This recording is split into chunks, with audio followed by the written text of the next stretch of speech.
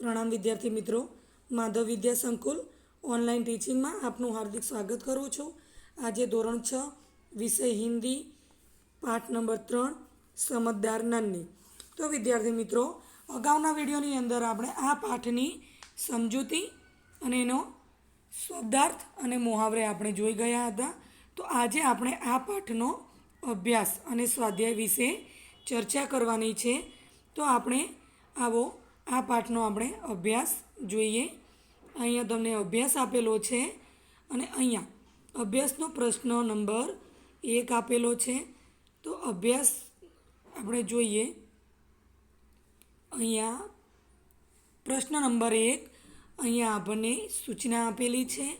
निम्नलिखित वाक्य किसने किससे कहा और क्यों बताइए।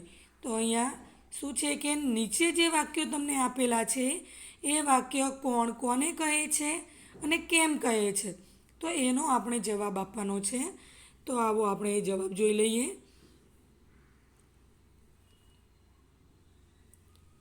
પહેલું વાક્ય છે અહીંયા, माँ मैं उसकी गंदी आदत छुड़ा कर रहूँगी। પહેલું છે माँ मैं उसकी गंदी आदत छुड़ा कर रहूँगी। તો આ વાક્ય કોણ બોલે છે, કોને કહે છે અને કેમ કહે છે એનો આપણે જવાબ આપવાનો છે। તો આપણે લખીશું, यह वाक्य नन्ही ने अपनी माँ से कहा क्योंकि वह बिच्छू की डंक मारने की आदत छुड़ाना चाहती थी। હવે આપણે બીજો સવાલ જોઈએ। બીજા સવાલની અંદર છે, क्या करूँ डंक मारना मेरा स्वभाव है। जो शू कहे छे कि क्या करूँ डंक मारना मेरा स्वभाव है। तो आ वाक्य कौन बोले छे जोईए आपणे। यह वाक्य बिच्छू ने नन्ही से कहा क्योंकि नन्ही का उपकार भुलाकर उसने उसे डंक मार दिया था। हवे आपणे एना पछीनुं त्रीजुं वाक्य जोईए। तुम यह गंदी आदत छोड़ दो, नहीं तो मुसीबत में कोई तुम्हारी मदद नहीं करेगा। હવે શું કહે છે કે तुम यह गंदी आदत छोड़ दो, नहीं तो मुसीबत में पड़े कोई तुम्हारी मदद नहीं करेगा।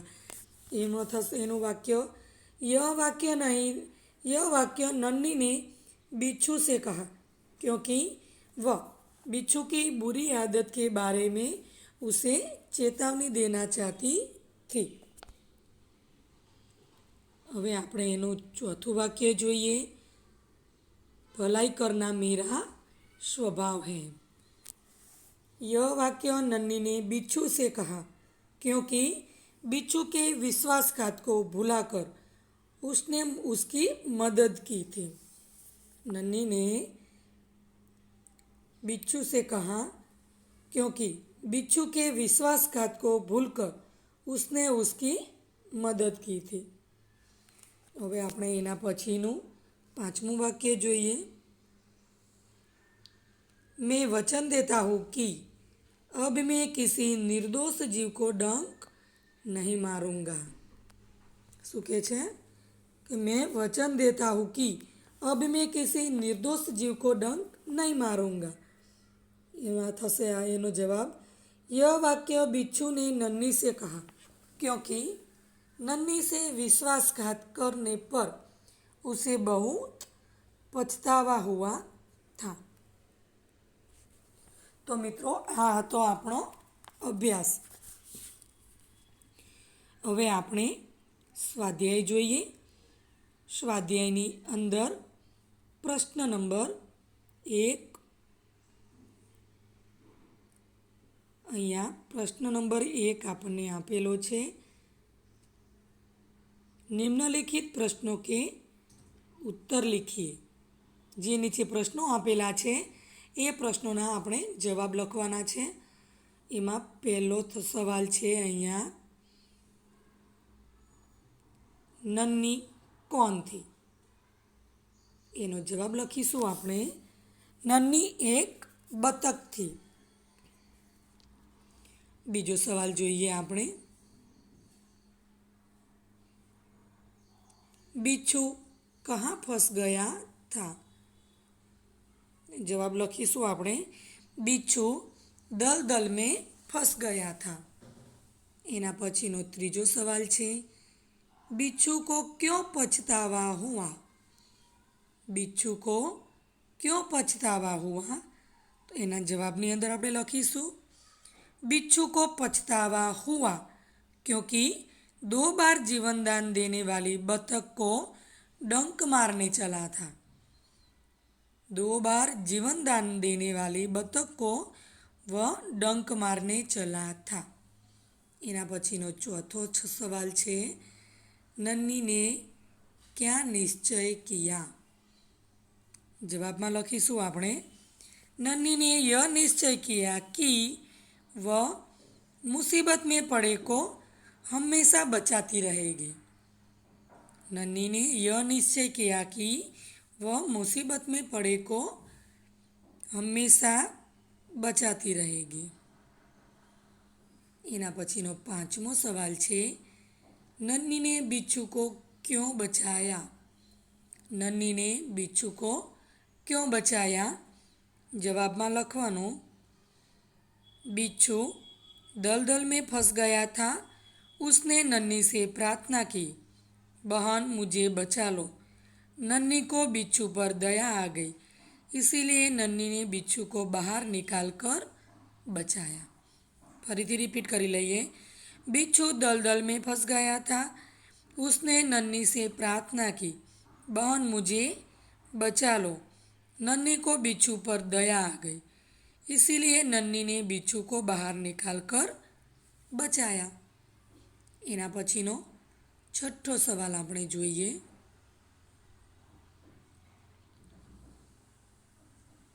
बिच्छू के स्वभाव के बारे में माँ ने नन्ही से क्या कहा। बिच्छू के स्वभाव के बारे में माँ ने नन्ही से क्या कहा तो एनी अंदर आपने जवाब में लखवानुं छे बिच्छू के स्वभाव के बारे में माँ ने नन्ही से कहा कि बिच्छू अपनी आदत का गुलाम है। उसे चाहे कितनी बार बचाया जाए वह बार बार डंक मारता रहेगा। जो શું છે એનો જવાબ ફરીથી આપણે જોઈ લઈએ बिच्छू के स्वभाव के बारे में माँ ने नन्ही से कहा कि बिच्छू अपनी गंदी आदत का गुलाम है। उसे चाहे कितनी बार बचाया जाए वह बार बार डंक मारता रहेगा। एना पछीनो 7मो सवाल नन्ही ने अपने स्वभाव के बारे में क्या कहा। एनो जवाब आपणे जोईए नन्ही ने अपने स्वभाव के बारे में क्या कहा। जवाब छे एनो नन्ही ने बिच्छू से कहा कि भलाई करना मेरा स्वभाव है। मैं तुमसे बदला लेने के लिए अपनी आदत क्यों छोड़ दूँ। मेरा काम बचाना है। मैं मुसीबत में पड़े को हमेशा बचाती रहूँगी। जो શું છે ફરીથી જવાબ જોઈ લઈએ नन्ही ने बिच्छू से कहा कि भलाई करना मेरा स्वभाव है। मैं तुमसे बदला लेने के लिए अपनी आदत क्यों छोड़ दूँ। मेरा काम बचाना है। मैं मुसीबत में पड़े को हमेशा बचाती रहूँगी। तो मित्रों आ तो આપણો સ્વાધ્યાયનો પ્રશ્ન નંબર 1। હવે આપણે પ્રશ્ન નંબર 2 જોઈએ। પ્રશ્ન નંબર 2 ની અંદર અહીંયા આપેલો છે તમને ઘટનાઓ को उनके सही क्रम में लिखिए। અહીંયા જે આ બધા ઘટના આપેલી છે એના અહીંયા તમારે સાચો ક્રમ લખવાનો છે। તો જોઈએ આપણે અહીંયા છે પહેલું अ नन्ही बिच्छू की आवाज़ सुनकर दौड़ती आ गई। ब में छे नन्ही अपनी माँ के पास चली गई। त्रीजू छे नन्ही ने बिच्छू को दलदल से बन निकाल कर सूखे स्थान पर रख दिया। एना पछीनु छे नन्ही बिच्छू को दलदल में फंसा हुआ देखा। एना पछीनु छे बिच्छू ने नन्ही को डंक मार दिया। तो आ जे क्रम छे पाठ में जे वाक्य पहलू आवतुं होय एने आपणे મૂકવાનું છે ક્રમ પ્રમાણે। તો અહીંયા આપણે જવાબ એનો જોઈશું. તો પહેલા ક્રમની અંદર આવશે અહીંયા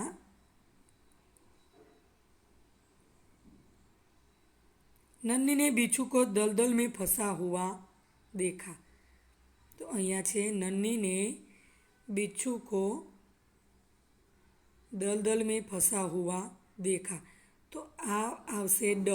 તો આપણે ડ ને આમાં લખવાનો છે પહેલા ક્રમની અંદર ડ. પછી એના પછીનું આવશે બીજું ડ અહીંયા આવશે.